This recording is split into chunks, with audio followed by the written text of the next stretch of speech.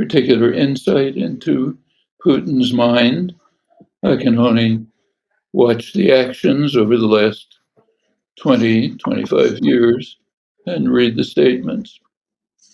Took power about almost 25 years ago, has held it since as prime minister or president.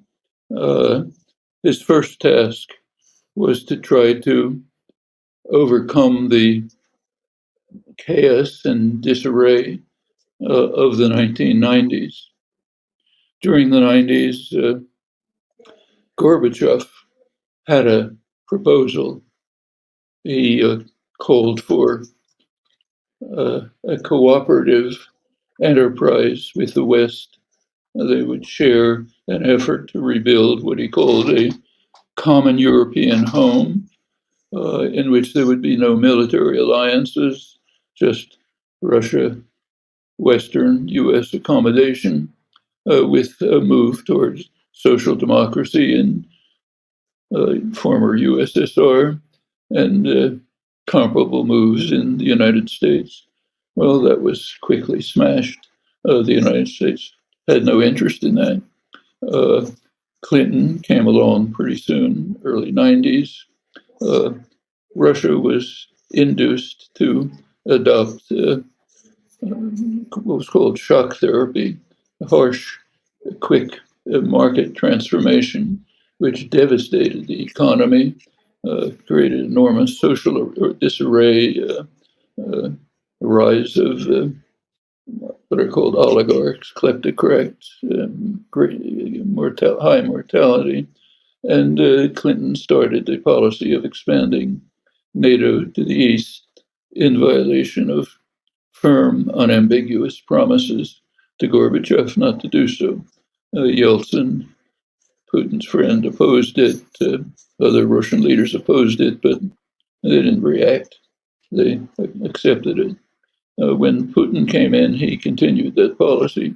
Meanwhile, did reconstruct the Russian economy. Russian society became a viable, deeply authoritarian society under his tight control. He himself was organized a major kleptocracy with him in the middle. He apparently became very wealthy. On the international front, he pretty much continued the former policies. As U.S. Diplomats, practically every diplomat who had any contact with Russia had been dispatched there or knew about it, as they all warned from the 90s that what Clinton was doing, expanded by Bush too afterwards, was reckless and provocative, that Russia did have a clear red line before Putin, which he adhered to, namely no NATO membership for Ukraine and Georgia. This is pretty much how things went on through the 2000s, 2014, 2008. George Bush, President Bush, did invite Ukraine to join NATO. That was vetoed by France and Germany, but under US pressure, it was kept on the agenda. The Russians continued to object. Western diplomats, including the current head of the CIA and his predecessors, warned that this was reckless, provocative, shouldn't be done, continued. Putin didn't do much. He stayed with it until pretty recently. After 2014, the uprising that threw out the former president, who was pro-Russian, instituted anti-Russian laws.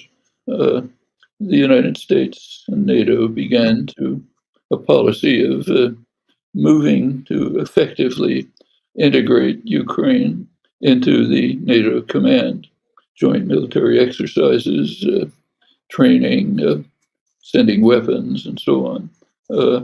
Putin objected, other Russian leaders objected. They're unified on this, but didn't do much.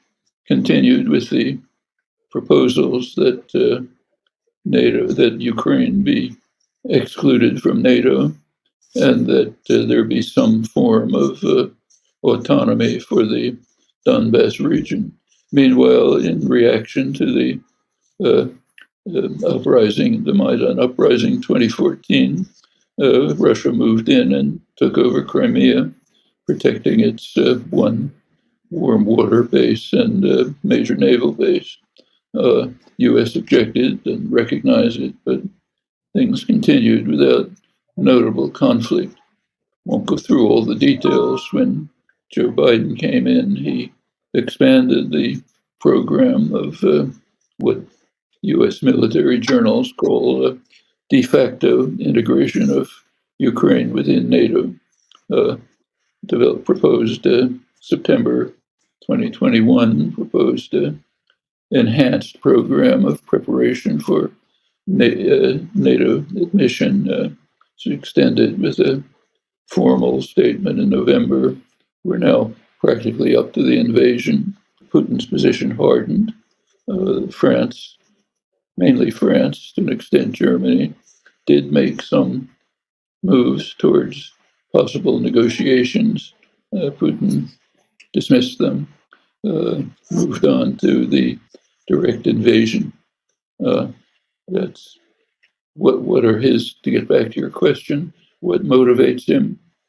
I presume what he's been saying all along, uh, namely establishing his legacy as a leader who uh, overcame the extensive destruction of Russia and massive weakening over it, restored its position as a world power, prevented Ukraine from entering NATO.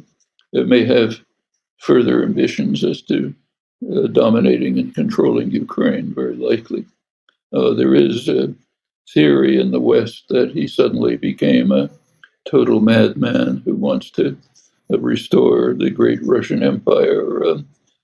This is combined with gloating over the fact that the Russian military is a paper tiger that can't even conquer cities a couple of kilometers from the border, but defended not even by a regular army. But somehow, along with this, he's planning to attack NATO powers, conquer Europe, who knows what. It's impossible to put all these concepts together. They're totally internally contradictory. So, what's my judgment? I think what motivates him is what he's been demonstrating in his actions.